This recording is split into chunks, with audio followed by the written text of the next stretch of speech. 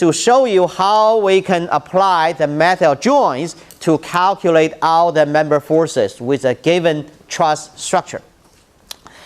So use the method of joins, calculate all the forces in each member of the truss. So in other words, we certainly have this kind of truss structure supported with a pin at point C. In addition, supported at point E with a roller. So in order to make sure this is the truss structure, we need to check these three criteria, right? Number one, all the members are slender members. This, and these are all slender members, number one. Number two, all these slender members are connected at joints, as we call either bolted or welded. That's also satisfied. Number three, if there are any applied load, then these applied loads must be acting on the joint only. And for this problem, all the three requirements are satisfied, so that's why we can call this is a truss. So once this is a truss, then we need to use the method of joins to calculate all the slender member forces in each slender member. Okay, so I'm gonna use the overhead projector, the document camera, just to show you step by step how we can finally calculate all the member forces.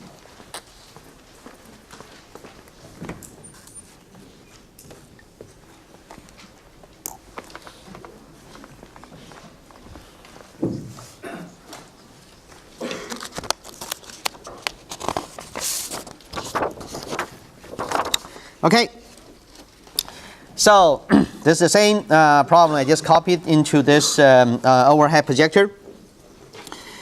We have this truss. At point C, there's a pin end. At point E, there's a roller. In addition, there are two forces acting on point A and point B respectively. So how we are going to calculate all the member forces? So typically for this problem, what we need to do first is to plot the entire free body diagram to calculate all the reactions. Okay, so if that's the case, then we need to first plot the entire rigid body. Okay, so this is the entire rigid body, A, D, B, E, and C. At point C, it is a pin support. In other words, I cut point C, then correspondingly I need to give these two reactions. Okay, I call this is a RCX, RCY. At point E is a roller. In other words, it's free to move in this direction, but it's not free to move in vertical direction. So that's why I need to cut this roller and then give another reaction I call the REY. Okay, so now this entire rigid body is separated from the supports. Furthermore, there are two applied forces. Number one, there's a force acting on point A, which is 2000 Newton. And then there's another force acting on point B. It's 1,000 Newton, 1,000 pounds. Okay, so this is what I call the free body diagram. From this entire free body diagram, then we can establish three equations. Having all the forces in x direction collected and set equal 0, that's the first equation. So let's look at all the forces in x direction. Number one, you have RCX going to the left, that's negative. And there's no other forces in x direction, then this force itself must be equal to 0. Second equation, we need to collect all the forces in y direction and set equal 0. Let's collect all the forces in y direction. Number one, you have a force acting on point A going down, so it's negative 2,000. And you have another force acting on point B going down, negative 1,000. And then at point C, there's a support called RCY, so then plus RCY. At point E, there's another support called REY. and then altogether must be equal to 0. Third equation, moment equation. Let's collect all the moment of forces at a certain point. So which point we want to choose? We choose point C, for example, right? So typically the reason we choose point C is there are two unknown forces acting on point C. So if we choose to calculate the moment of force at point C, then these two unknowns will not be involved in that equation. And that's typically what we want. Okay, so let's collect all the moment of forces at point C. Number one, we have force acting on point A. So what is the moment of this force at this point C? So we use the F times D concept, right? So F is 2,000 and times the short distance, which is from C to this force line. So this is a force line, and then this is a short distance, which is 12 at 24. Okay, so this is the moment of this force about this point. And now the second question is, it is a clockwise or counterclockwise? If you hold this point C, then this force going down having the potential to rotate this rigid body counterclockwise. So then it's going to be positive because counterclockwise. Okay? Another force acting on point B. So what is the moment of this force at point C? So that's going to be 1,000 times short distance. That's from C to this force line. That's 12. And this moment of this force above point C, same thing, counterclockwise. Then plus. Okay? There is another force acting on point E. It's called REY. REY times short distance. The short distance is from point C to this force line. So in other words, that's half of 12. That's 6. And this one should be clockwise because you hold this point C. When you have the force going up like this way on the left, it's going to have the potential to rotate this rigid body at point C clockwise. So that's going to be negative. And then these two forces will not be involved, so that's why I don't want to write anything further, and that's equal to 0. So combining these three equations, right? So we can calculate these three reactions. Okay? So let me just write down the numbers for you.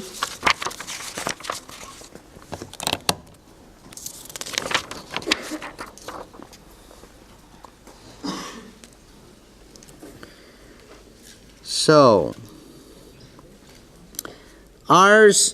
RCX equal to 0 based on the first equation.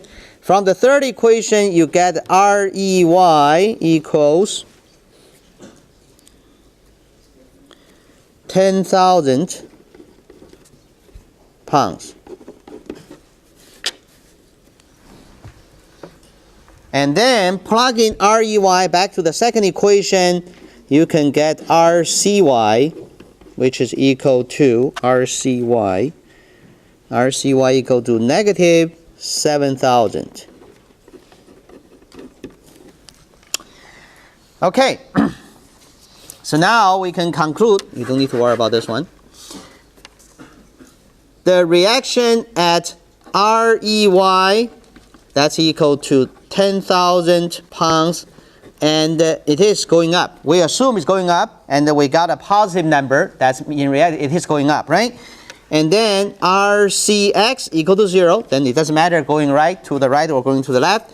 RCY, we assume RCY is going up.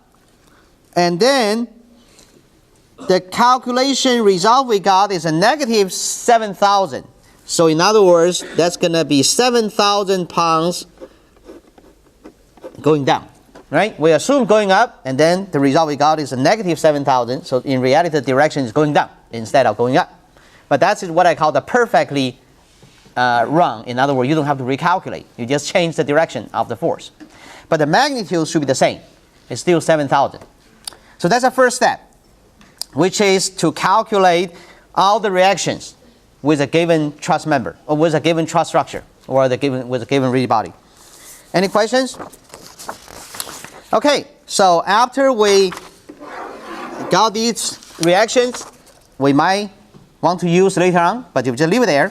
Now we are moving to the next step, which is to calculate the internal forces.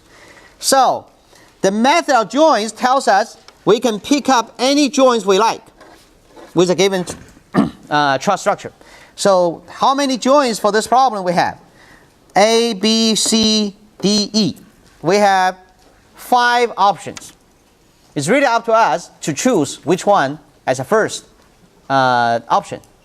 So we can choose point A, point B, point C, point D, point E. But it doesn't mean you randomly choose one, you can solve the problem. So the trick is you need to pick a joint with only 2 members connected to the joint. In such a way, we can calculate those internal forces. So in other words, if you look at option A, B, C, D, or E, so you'd better choose point A or joint C. If you want to choose joint B, then obviously you cannot calculate the reaction. You cannot calculate the internal forces because they are going to have 4 internal forces at point B, and you only have 2 equations at that joint. So it's not a good idea to choose point B or to choose joint B. It's not a good idea to choose point D either. It's because there are 3 member forces, and all 3 are unknown forces. It's not a good idea to choose point E either, because there are 3 members connected to joint E. So it's really up to us to choose between A and C. Either one is okay. So let's say we first choose joint A. If we choose joint A, then we just need to plot the free body diagram at joint A. So what we need to do is we select this point A, which is called point A, and now we want to plot the free body diagram at joint A. So number 1, there is a force 2,000 Newton acting on joint A. So then we need to add this one first, because that's very straightforward. Second, this joint A connect slender member AB. Now we need to cut. Once we cut, then the internal force of slender member AB will be acting on this joint A. But we do not know it is going to this direction or is going to the other direction. We do not know it. It's really up to us to make assumption first. So typically my suggestion is, if we do not know it, we always assume that unknown force is leaving that joint. And I call this as F, because slender member AB, that's what I call FAB. It doesn't mean finally this force has to toward that direction. It can be in the opposite direction, but now we do not know it. We just have to make assumption. This assumption, in fact, I'll show you later. This assumption, in fact, is in consistency with what we call the tensile force at this slender member AB, which I'm going to show you after we calculate those. Okay, so let's first make assumption by saying, okay, when we have the certain joint we pick, we need to cut the slender member because we do not know that force is acting towards the point A or leaving that one. We always assume it's leaving that one first. Similarly, slender member AD. We need to cut this one. After we cut this one, this member AD will have a force acting on point A as well. And we do not know the direction either. If we do not know the direction, we assume it is leaving that joint. And that one is what we call FAD. Okay, so this should form the free body diagram at point A, or at joint A. From this free body diagram, we are having 2 unknowns, which are called FAB and FAD. We have 2 fundamental Newton's equations at this joint as well. So from these 2 equations, we can calculate FAB and FAD. Okay, Now let's do the work.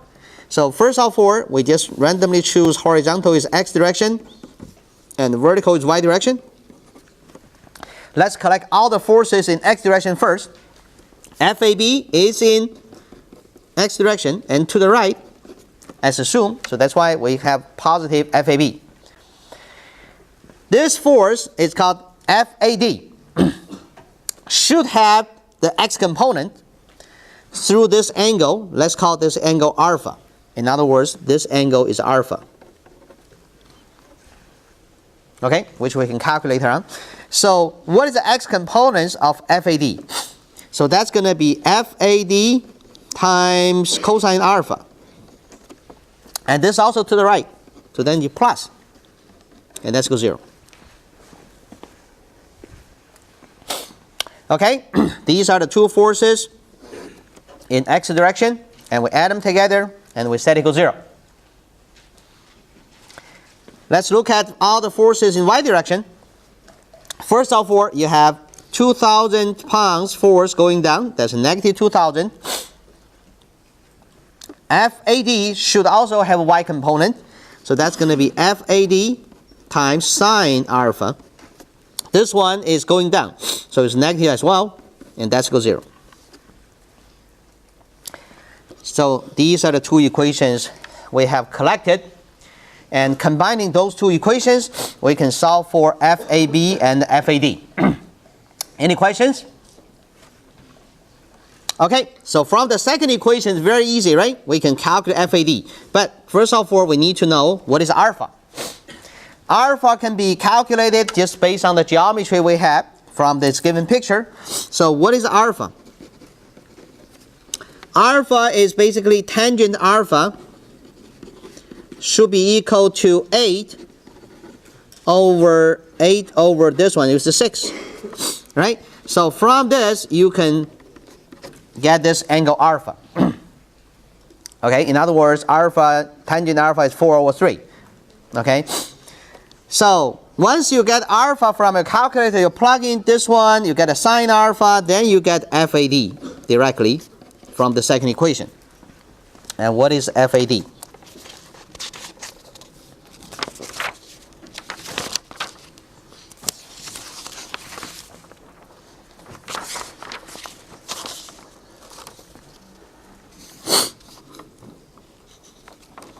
So FAD is negative 2,500 pounds. Moving up.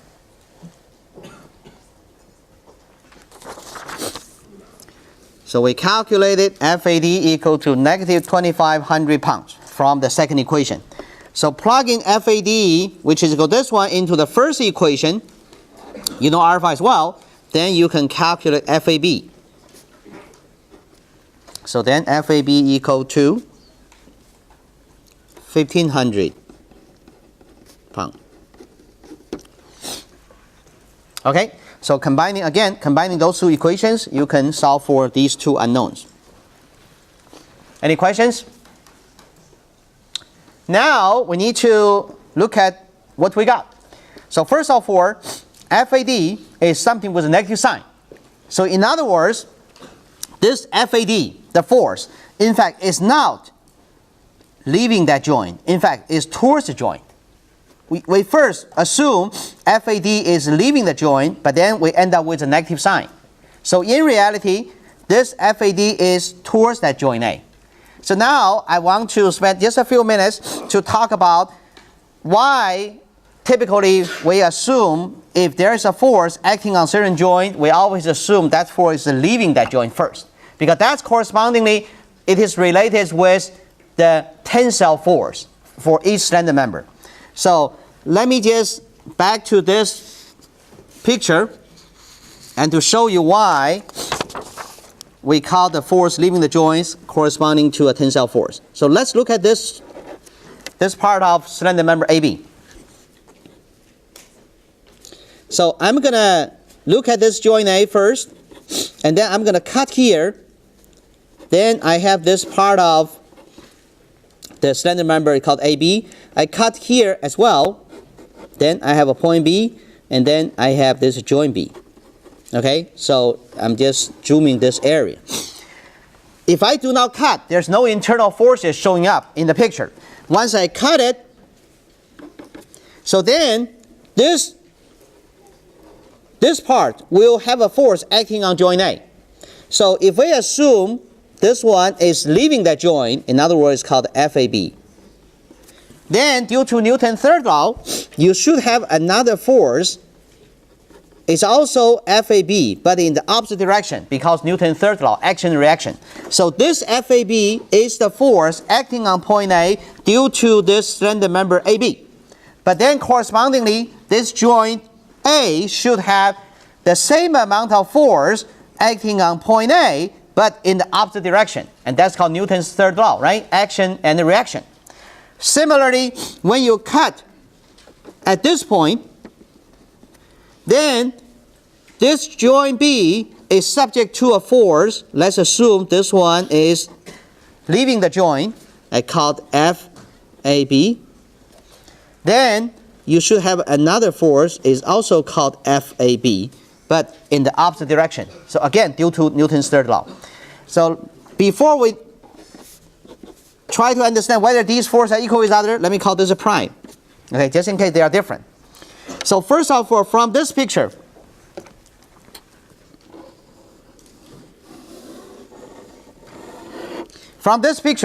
which is a slender member AB, you will see there are only two forces. One is FAB acting on point A, one is FAB prime acting on point B. This is what we call the two-force body. So in other words, FAB, in fact, must be equal to FAB prime. The magnitude must be the same thing, but they are in the opposite direction. And not only they are in the opposite direction, they are in tension this time. You will clearly see there are two forces acting on point A and point B respectively, and they're stretching that member. And that's why we call this member is in tension.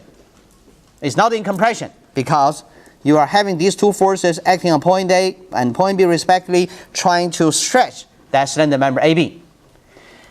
This is a result due to the fundamental assumption we made at point A and the point B to have the force FAB leaving the joint, to have this FAB prime at point B leaving the joint. So that's why the conclusion is, if we are assuming there is a force acting any joint and leaving the joint, then correspondingly that force should make the slender member in tension. And that's the typical way we assume that force. So we assume there's a force called FAB at point A. And finally, once we get this force equal to something like this, 1,500 pounds, what that means is, in reality, this slender member AB is in tension with the magnitude 1,500 pounds. But sometimes, if just in case we get a negative sign, that means what? That means this slender member AB is in compression. So we have to do the calculation first in order to determine whether this slender member AB is in tension or in compression. So before we calculate, we just need to make assumption. So back to this one, we just assume this slender member AB is in tension. In other words, we are assuming a force acting on point A but leaving that joint. And finally, we got this one, FAB equal to positive 1,500. So in other words, member AB is in tension. So then we write a symbol T after this 1,500 pounds force, indicating this member is in tension, because tension starts from T. Now, this FAD we calculated is in compression, or in other words, a negative 2,500 pounds. So in other words, this is in compression. We use a C to represent. C means compression. So FAD is this one. So this is the FAD. So slender member AD is in compression. Okay? So this is the step number 2. We have calculated FAD and FAB. Now let's move on because there are totally how many members? 1, 2, 3, 4, 5, 6, 7. There are totally 7 members. So we're supposed to calculate 7 member forces. So far, we have calculated 2. We still have 5 left. Okay? So now let's move to the next step. Step number 3, which is to calculate other slender members. So we already picked joint A. Now this time we need to pick some other joint. Okay? So back to this original picture, there are totally 5 joints. We already picked point A. Now, if we move to point B, it still does not work. Because at joint B, originally there are 4 members connecting. Even though one of them has been calculated already, but there are still 3 left. In general, we still have 3 unknowns. So it's not a good idea to pick point B. But now, if we go down to look at joint D, if we pick joint D, then this time we can calculate other slender member forces. It's because AD, the member force, has been calculated already from previous step number 2. So if that's the case, then we can pick joint D. Okay? So by picking joint D, first of all, we need to plot the free body diagram at joint D. At joint D, there are 3 members connected. Number 1, we have FAD. We cut here, then we're gonna have a force acting on joint D. This time, AD has been calculated already. From previously, we have 2,500 pounds in compression. So we know this force, FAD, is in compression. If it's in compression this time, then we just simply gave a force towards that point now. Because in compression, we already know that. And the magnitude is 2,500. You may say, well, why now it's negative? This is the positive, because first of all, we need to give the direction. We already determined in compression, that means that force has to be towards that joint, and then the magnitude is 2,500. Okay, so do not put additional negative sign in front of the 2,500 anymore, because this negative sign indicates it's in compression. In other words, it's better to write this one, FAD equal to 2,500 pounds, and then in compression.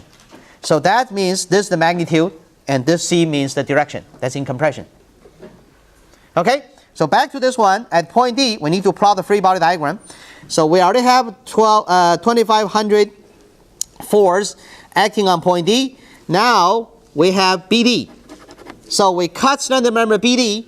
Now we do not know the force. If we do not know it, typically we assume there's a force leaving that joint, and that is called FBD.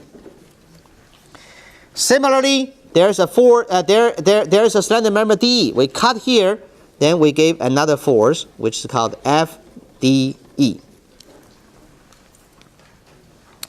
This one formed this new free body diagram at point D. Now, from this free body diagram, we can write down 2 fundamental equations. Summation of all x component forces equal to 0, and then all y component together equal to 0. Okay, any questions? Okay, so let's do the work. So again, horizontally we call the x direction, vertically we call the y direction. So let's collect all the forces in x direction. Number 1, you have FDE. To the right, that means positive. Okay? 2,500 force acting on point D. So let's say this is the angle between this force and this horizontal direction, and that's alpha as well. If you go back to look at this one, if this is alpha, this is also alpha. So that's angle alpha. So 2,500 times cosine alpha, that should be the x components of this 2,500 force. And this one is to the right, so that's why it's positive as well. Furthermore, this FBD should have an x component as well. So then you are going to have, let me write this one later, FBD times a certain angle. and that angle should be, this is also alpha. Okay, if you go back to look at it in the picture, right? So FBD times cosine alpha as well. And that's x components of FBD. And this one is also to the right, so that's positive as well. So all three components together equal to 0. Any questions? Yes? Would it be a bad idea to go to point C instead of doing point D right now? That's fine. You can, at this step number 3, you can choose point C. But you are still not solving these member forces. You still need to later on come back to point D as well. So, but it's up to you. Okay, I'm not saying next step you have to choose point D. You can choose point C. It's not a problem. All right. Okay? Any other questions? Okay, so now we need to write another equation by collecting all y component of forces and set equal 0 at point D.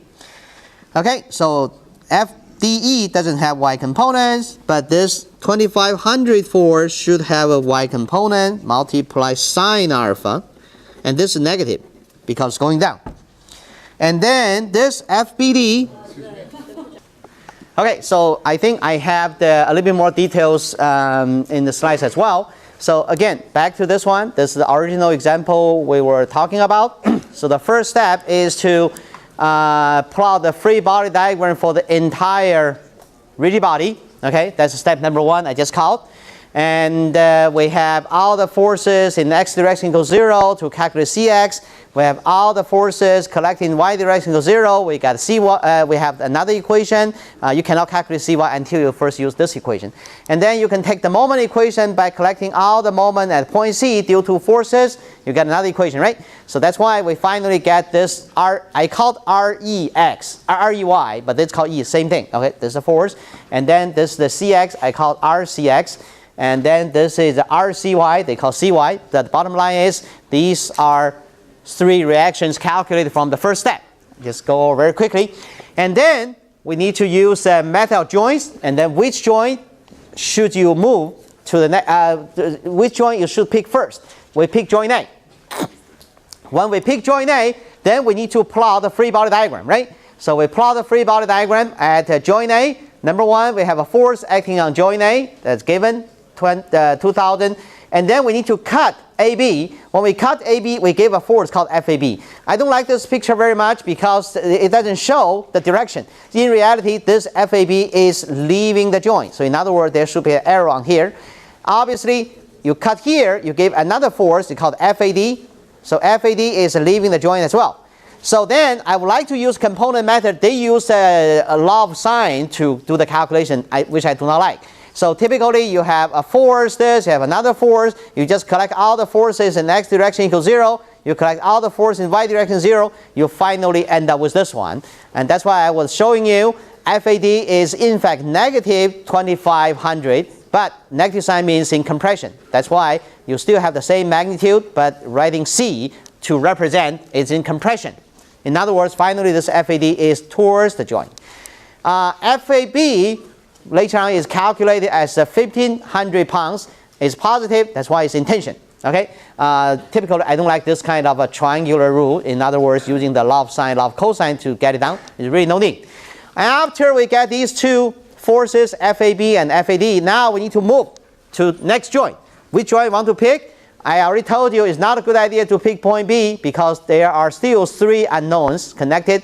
But you pick point D, that's okay. Another student say, why not to pick point C? Picking point C is not a problem. Picking point C, you can calculate these 2. But again, you are not able to calculate these 2 and this one. So that's why I just choose point D. If you choose point C, you still come back. I choose point D, I still toward that direction. Either way. So typically, which joint should you move to next and why? Well, we can discuss.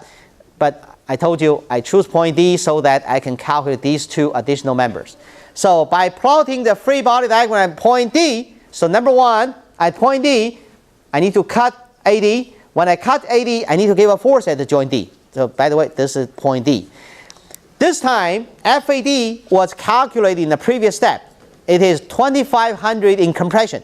If it is in compression, then this force must be towards that point. Okay, it's in compression. That's why it's towards that point. The magnitude is still 2,500. Okay, so it's not negative 2,500. Now, you have a BD, you cut it, you gave another force leaving that joint, leaving that point D, going that direction. And then you cut DE, you assume there's another force leaving that joint. It's called FDE. I don't understand why they did not plot the direction. So this is the direction, and this is the direction. Now, we are collecting all the forces in x direction, set equals 0. We are collecting all the force in y direction and set equals 0. We are solving for these two unknowns. Because there are two equations, we can always calculate these two unknowns. And the results are here. FDB finally equal to positive. When you write the equations, you finally end up with a positive 2,500 pounds. And that means in compression. Now, when you are calculating for FDE, the result you got is a negative 3,000. The negative 3,000 means it is 3,000 pounds in compression. Okay? They didn't give you the details because I was supposed to write down, but for some reason this overhead projector doesn't work. So these are the results based on this free body diagram. So far, we have calculated 4 member forces, right? So member AB force, member AD force, member BD, and then member DE. We have 3 left. We have these 3 left. Okay? So now, what is joint we want to pick next? We can pick point B, we can pick point E. Or you can say, now can I pick point C? Yes, you can pick. But if you pick point C, you still cannot calculate this one. So we need to have 2 more joints, in fact, right? So now, which point? Let's say we pick joint B. This time it is doable now because FAB and FBD forces were calculated in the previous step. And if that's the case, you have enough reason to choose point B. However, if you want to choose point E, it's really nothing wrong, and maybe even better. But it's really up to us.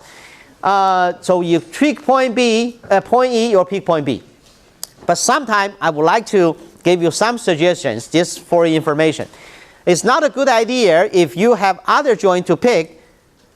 For example, pick point B. It's not a good idea to pick joint E. If you do everything correctly in the first place, that's no problem.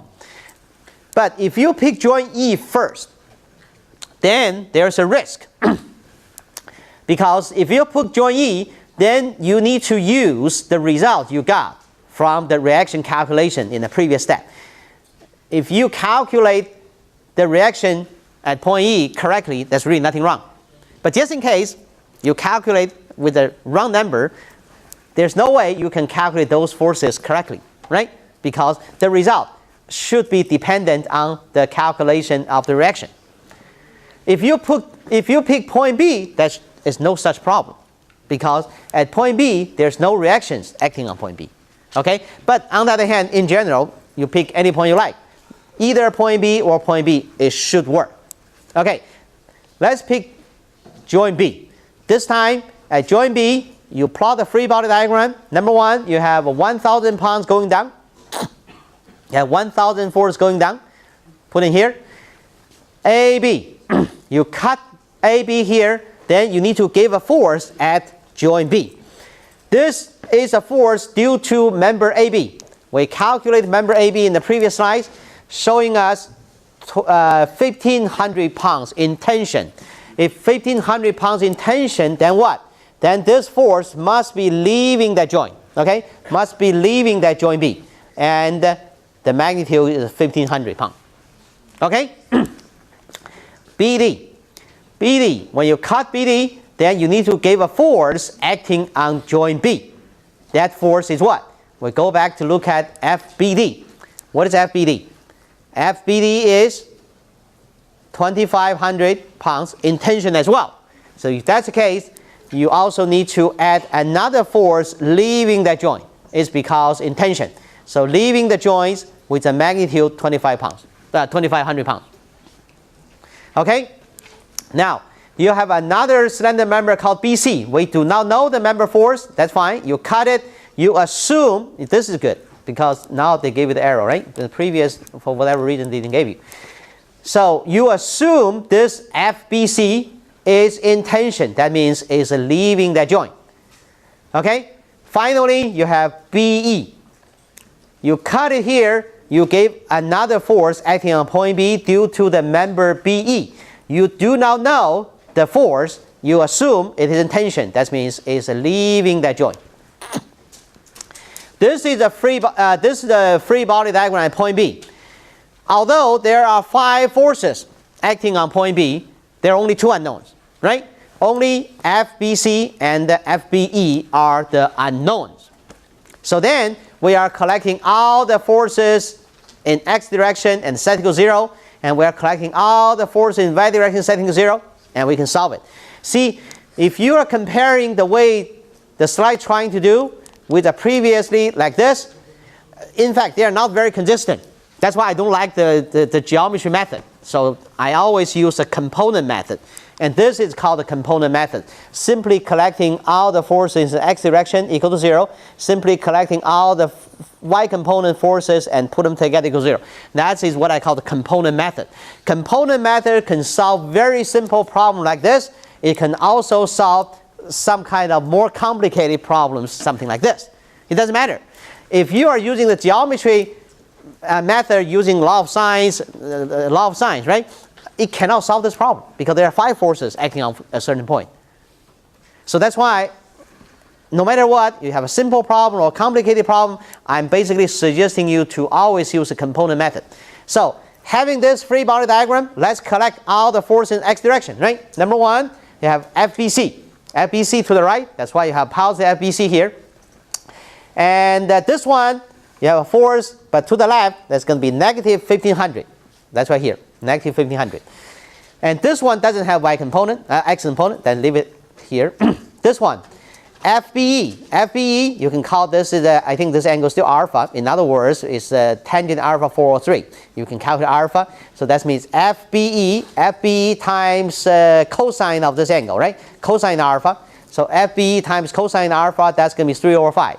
So 3 over 5, 3 over 5, 3 over FBE. Where's FBE?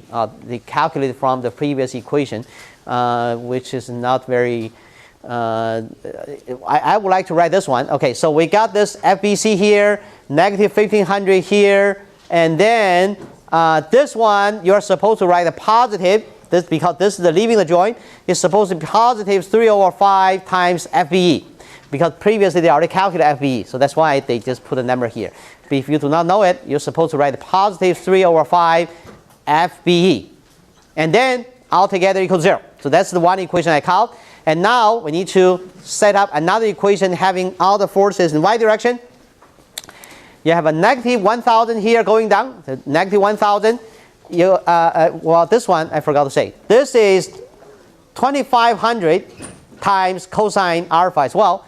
But it's going to the left, that's why it's negative sign. Similarly, collecting all forces in y direction, you have a negative 1000. You have this one, 2500 times sine alpha going down as well. And then this one, FBE times sine alpha going down as well. That's this one. And that's equal to 0. So that's why from the first equation, this Fy equation, there's only one unknown called FBE. That's why I got FBE here. The result is negative 3750 pounds. So negative 3750 pounds, which means the magnitude is still 3750 pounds, but it's in compression because of negative sign. So once you get this one plugging back to here, you can also get FBC. So now we get FBC and then BE. So finally, you can choose either point C or point E, it doesn't matter. So let's say you choose point E. So then you are having all the forces acting on joint E, and plot the free body diagram, including DE. DE from previous slides, it is in compression. If it's in compression, then that force needs to towards that joint, and with a magnitude 3000. This one, BE. BE was calculated in compression, that's why it's towards the joint with a 3750 pounds magnitude. This is the reaction we calculated from previous step, is 10,000 pounds acting upon E. This is the only unknown, it's called FEC. You cut it, you do not know it, that's why you assume it's leaving the joint. Okay, so this form a free body diagram. You are collecting all the forces in x direction, and set equals 0. You can get FEC, which is a negative 8750 pounds. Negative 8750 pounds means it is positive 8750 pounds, but in compression. You may say, where's another equation? You have Fx equals 0. What is the Fy equals 0? You can use Fy equals 0 to check whether the whole calculation is correct or not. So if you check, then you can basically, they don't have to check. They check at point C. So they finally pick joint C with all the forces calculated, and they want to make sure the summation of all x components together equals 0, and the summation of all forces in y direction equals 0. That's called a check. If you do everything correctly, finally, at this joint C, even though you did not use it, it must satisfy the two governing equations.